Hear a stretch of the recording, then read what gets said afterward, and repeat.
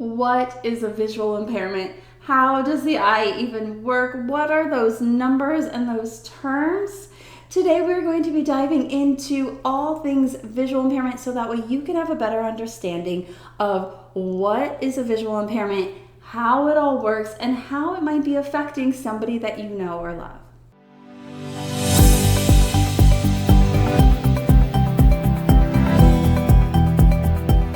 Hi, I'm Cassie Maloney, and I'm a certified orientation and mobility specialist, as well as the founder here at the Society of Exceptional Educators. Our goal is to give you the 21st century techniques that you need in order to help your students with visual impairments continue to improve in their academic and daily living skills, because both are really important. Now, I have a lot of experience talking about this because I've been in the field for so long. Over 17 years. We're not even going to go into that. But what we are going to go into is how the eye works. What are those words and those crazy numbers? What do they mean? And then we're also going to talk about, is visual impairment or blindness all black or white? Like, what do people with visual impairments even see? What is a visual impairment?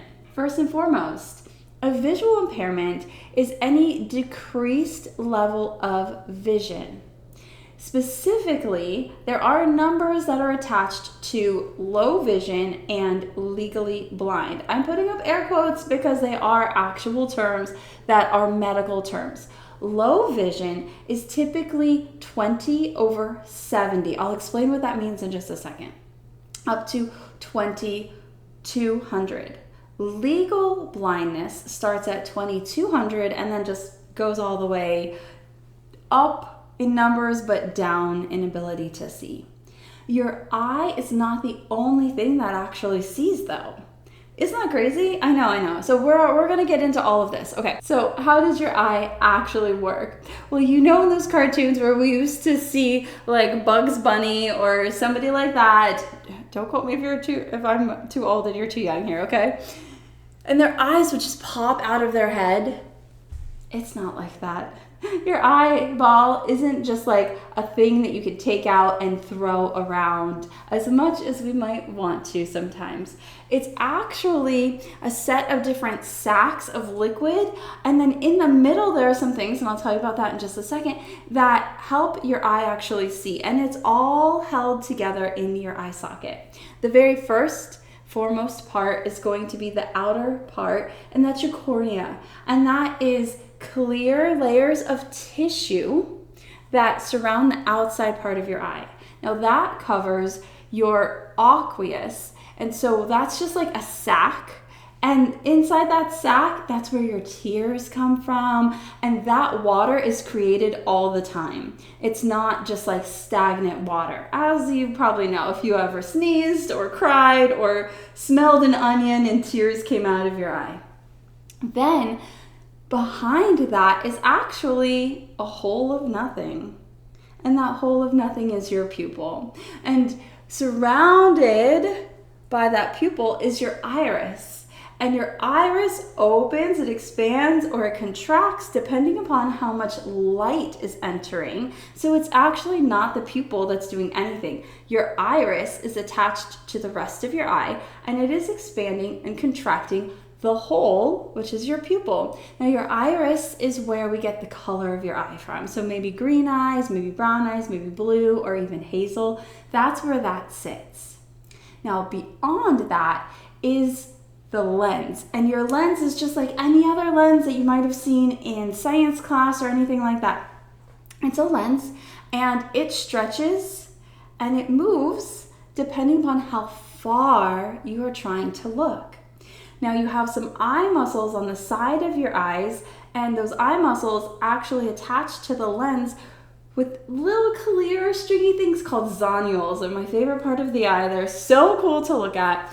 And those eye muscles and those zonules actually stretch and pull your lens. So if you ever seen anybody who gets a little bit older and has to have glasses, I mean, not me, but other people for sure.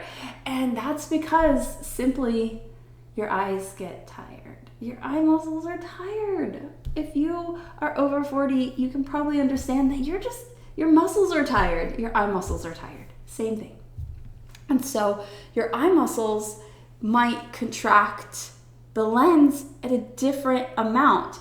And this is where we get visual impairments that can be corrected with glasses. So this, if you have a hard time seeing far away, or if you have a hard time seeing up close, that is where that's corrected.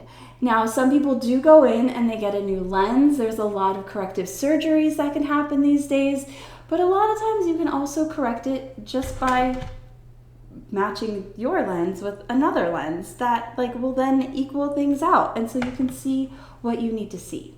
Okay, so then beyond that, there's another sac of liquid, right? This is called the vitreous fluid, and that sac is stagnant. That sac just stays there. It's not like your aqueous fluid, where your aqueous fluid flows in and out like a river. This is kind of like a bathtub. If you don't put any water in it, it's not going to do anything, right? Then on the very back of your eye, you have the retina. Now, the retina takes the information that came in through your cornea and came in through your pupil, and it hits the very back of your eye. And then what happens, your retina takes that information, turns that light into information. Crazy. That's where the magic happens. So you're going to hear the word retina quite a bit more in this video for that reason, because it's a big deal. It's a big deal. And then from there, then it goes out what's called the optic nerve. Optic meaning eye, and nerve. Okay. The optic nerve sits at the base of the retina, but it connects directly to the brain. So if any part of those parts of the eye are not working fully, then you could experience a visual impairment. What we see is if you have cornea issues, they're typically fixable. If you have issues with the front part of your eye, also typically fixable. The back of your eye is where things get difficult. And so if you notice things happening and the visual impairment is in the back of the eye, that may be where a teacher of students with visual impairments comes in. That may be where more educational services come in, or if you are an adult experiencing things like macular degeneration or glaucoma or even cataracts, all of those to a greatest extent that can't be fixed surgically or medically, which does happen, then you might be eligible for services. There are services that can help you live an independent life. And if you're watching this, that is one thing that I want you to walk away with. If you need help with that, at the very end of this video, I will give you some things for you to Google, because all of the resources are very regional and individualized based on your needs. So from the retina, you take the optic nerve information and it goes all the way up to the brain. What that tells us is that if there are issues in the eye, visual impairment. Issues in the optic nerve, visual impairment. Issues in the brain, also could be a visual impairment. Isn't that crazy? Yeah, so cortical or cerebral visual impairment is actually the fastest rising visual impairment that we have. And that visual impairment, everything is fine with the eye, the retina, the optic nerve. It's just when the information gets to the brain sends information in wackadoodle ways. So you get wackadoodle information that your brain interprets. And therefore, it kind of seems like your vision is not working. And in reality, it isn't, because vision is not in the eye. Vision is in how your brain interprets the information. And if your brain isn't interpreting the information, then you do have a visual impairment. We'll get into more of those common visual impairments in just a second. But more importantly, let's go into the next section here. And that's going to be common definitions and terms related to visual impairments. All right, 20/20. This is so crazy. I love it. 20/20 is the normed vision. Now, we could say it's quote unquote normal, not like medically an actual word or term, although it could be used as that. But it doesn't mean that if you have a different vision than 2020, that you as a person are not normal. It simply means that 2020 is the acuity that is linked to normal vision. It's just normed, okay? That's it.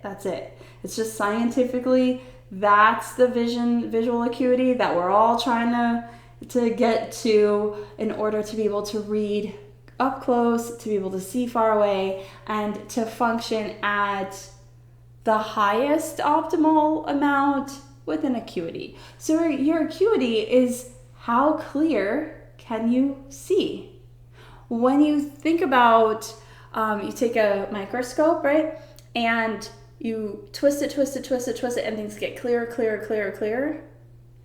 It's kind of that same way. And then maybe you go too far and it's like, whoa, that's too blurry. Or like you put something up to your face, but you're trying to use a distance monocular or binocular to see far away, and then something's right here and you're like, ah, right? Like that's acuity. It's just how clear and crisp is your vision.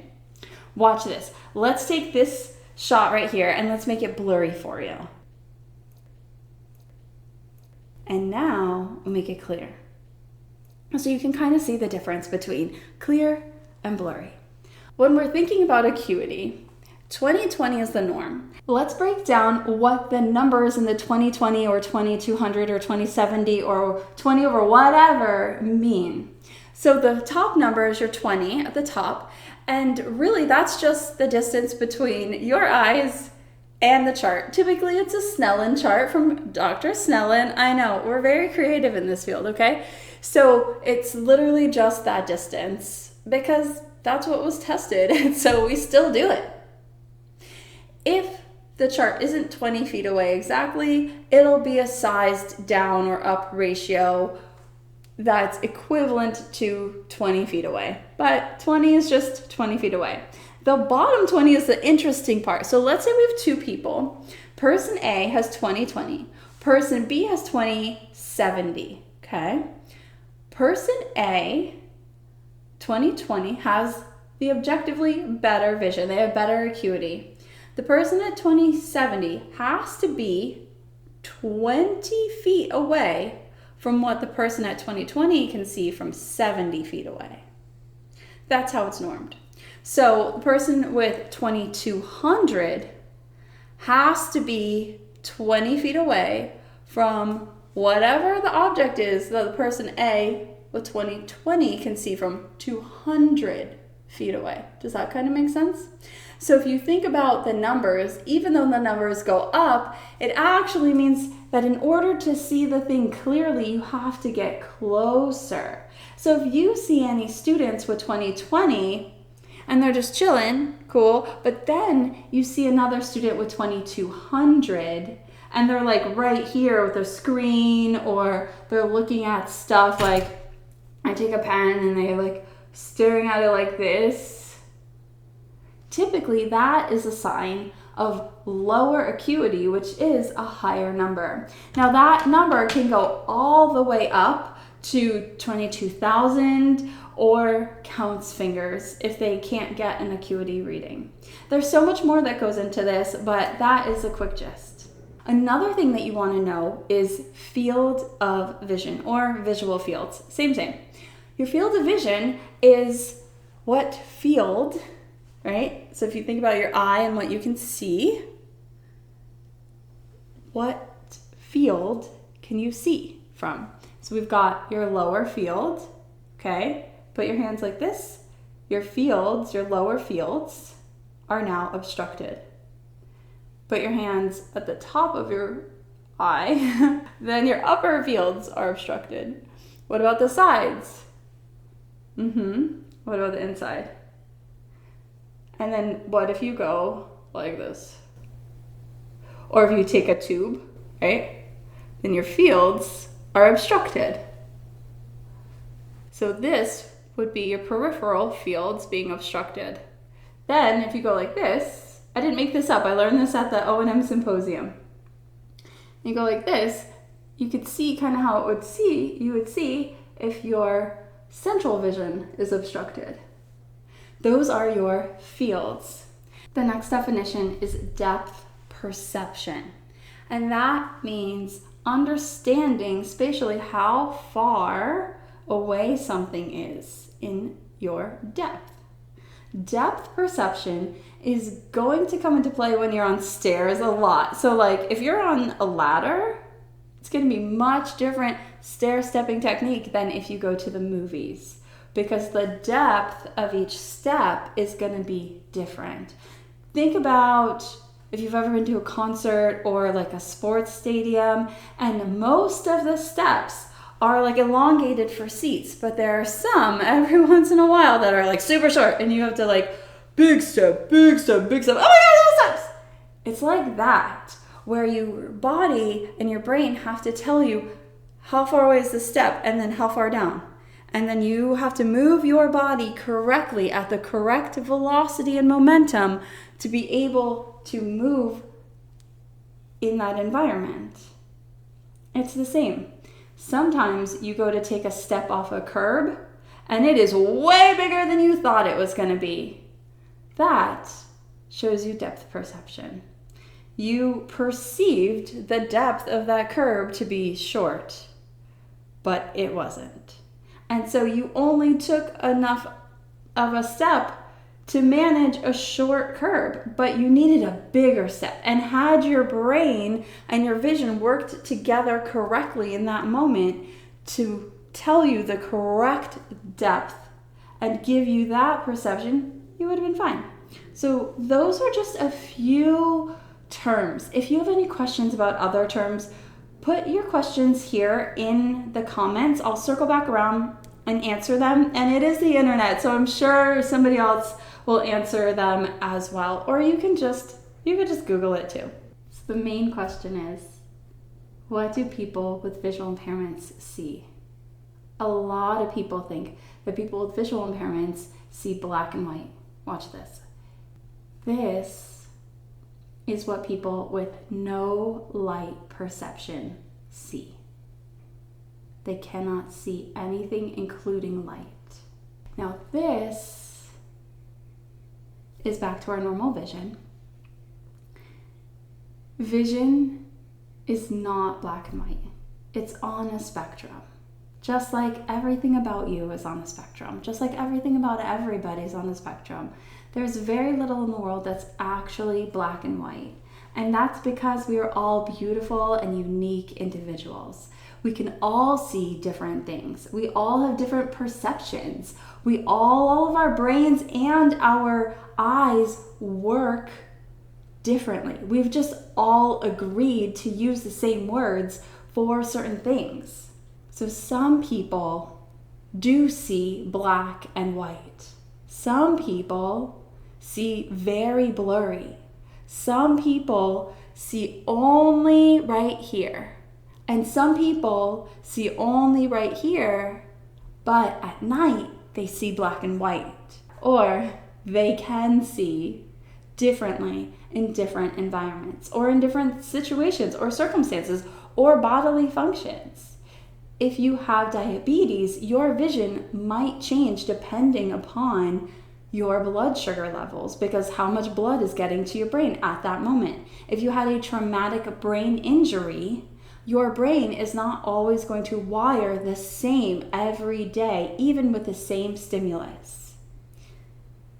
So when we look at vision, we want to remember that every single person is different.